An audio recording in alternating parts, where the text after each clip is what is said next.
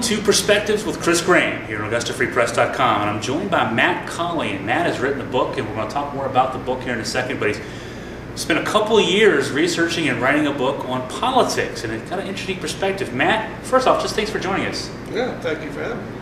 So, a couple of year process here. Now, give some background here. You're a soil scientist by training and by trade and practice. Right. So, engaging in researching a politics book is an interesting avenue in the first respect.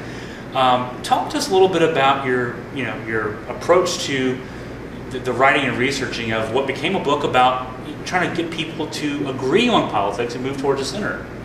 Well, doing the research was easy because I'm a scientist by training and trade. I've basically been kind of apolitical most of my life. I've always voted and that sort of thing. But working overseas for a good many years and seeing how things worked overseas and then seeing how things work here and seeing the changes from being overseas and coming back here, I thought I could see a change in the country, that we're moving in a direction which I think is kind of dangerous. I think we're moving towards socialism in fits and starts, and it seemed to accelerate even more in the last few years. So I wanted to get people aware of what I think is happening, and also to try to galvanize some of the apathy into action. I think the middle class is sitting around too much and letting things happen when they should be active and making things happen. And the book is kind of a call to action, so to speak. Now, you talked about how, before we were filming here, you were talking about how you've written all your life, but you've written scientists write differently than writers write, if that makes sense. And right. So you've had to, it's part of the process. I guess the reason it took you a couple of years is just learning how to write more expansively, perhaps. Exactly, because science, you have to say a lot in a short space of time. You have to have the facts in a row, concise statements, that sort of thing. No flowery words, no feeling, so to speak. And it was hard to go from kind of a sterile type of writing to something that was more emotional, more flowing, more feeling type of writing. Talking with Matt Cauley here on Perspectives, and you talked about that the book's is oriented towards getting people to think and to a centrist kind of perspective.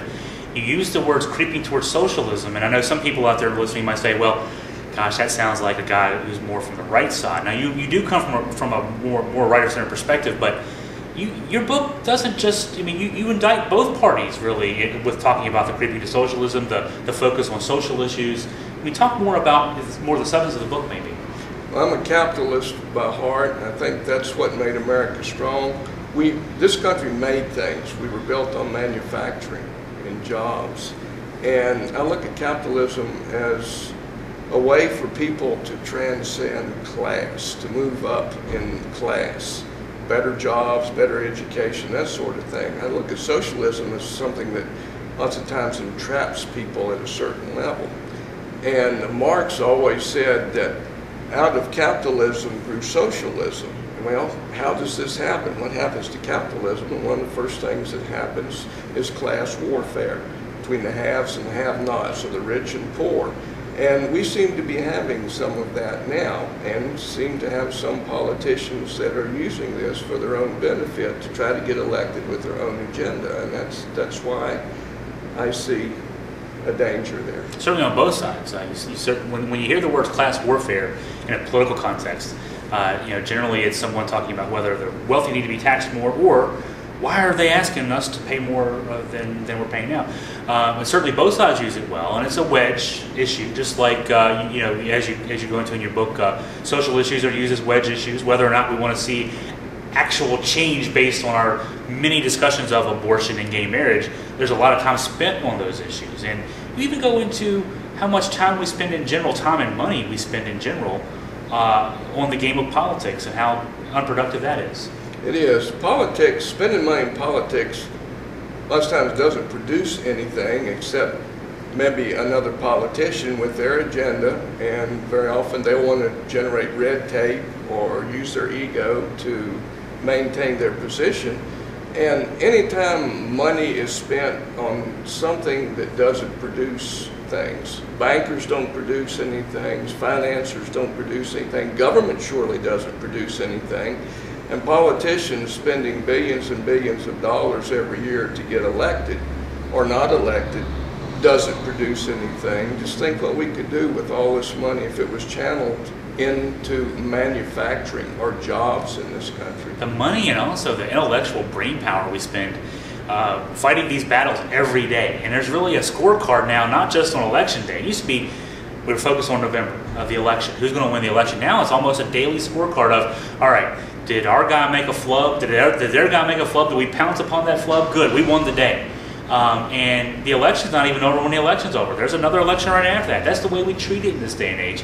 And we spend way too much time on these resources that in the end used to be about making policy. Now policy is secondary or tertiary or worse, it seems. I agree. And the thing is, when people only keep in mind getting reelected at some point down the road, then they aren't thinking about the problems of the country and aren't addressing the problems of the country. And we need people to address serious problems, not emotional problems, or not fluff problems, but serious problems relating to socialism or capitalism, manufacturing, jobs, taxes. How do we keep jobs in this country from going overseas? How do we make the United States business friendly? How do we maintain all of our social programs and then spend on the military and all the other things that we do? We only have so much money, and are we allocating that to the best of our ability? Yeah, we don't talk about choices these days. We seem to talk about how much more we can get, and there's no disagreement there. And you know, I mentioned Matt comes from the right of center perspective towards centrism. I come from the left of center perspective, but also towards the middle. And one thing you really try to overarching thing we try to get into this book is how people who think very similarly, whether you're left of center or right of center, but you think that we both need to work together. How can we come together in this hyper-partisan day and age we live in, where Democrats aren't supposed to talk to Republicans and aren't supposed to even concede an inch of agreement on key issues? You talk about this in your book. How can we get into the state where we need to be, which is statesmanship? I think statesmanship, for the most part now, is going to need to come from the grassroots. I don't think we have many statesmen anymore. We just basically have politicians. And for people to talk, they need to understand one another's perspective. But if they don't talk, they'll never understand one another's perspective. So that's the first thing we need to do, is talk. And then next, people need to get involved, not just vote. They need to go to meetings. They need to talk to their friends. They need to talk to strangers. They need to talk to anybody they can that will listen. And they need to take action, because the middle class has always made this country strong. It seems like the middle class has just kind of fallen through the cracks as far as the politicians are concerned. The Democrats always talk about the poor. The Republicans always talk about the rich. What about the other 80% of us in the middle? Yeah, and they'll give platitudes towards the middle class. They'll say, middle class tax cut or policies aimed at strengthening the middle class, but then you read the policies, or you see the action after the elections are over, and it's not oriented towards us. It's either oriented towards more money for the financial sector, or certainly more money for, or more corporate welfare, as we call it, tax breaks for corporations, or more of that welfare we're used to in terms of throwing money into social programs that are also unproductive. So yeah, what about the 80%? Isn't it interesting that those of us who hold the voting power are ignored in these elections? I think and so it's up to us, as you're saying in the book, it's up to us to take that power back. Yeah, the 80% has voting power. I mean, that's cut and dried. It's very simple. Well, on our website, AugustaFreePress.com, if you're watching this video, and we'll also have a scroll at the bottom with some information, a website, and a cover of the book on there as well. But also, if you go to AugustaFreePress.com, we'll have a direct link to the website. You can read more about Matt and his book. You can actually order a copy of the book. That'd be nice, actually, to get the book out there so that more people can get into this discussion. And we'll share that information with you there as well. So, well, Matt, I want to thank you for your time with this interview. It's been great talking politics with you. Great. Thanks for the opportunity.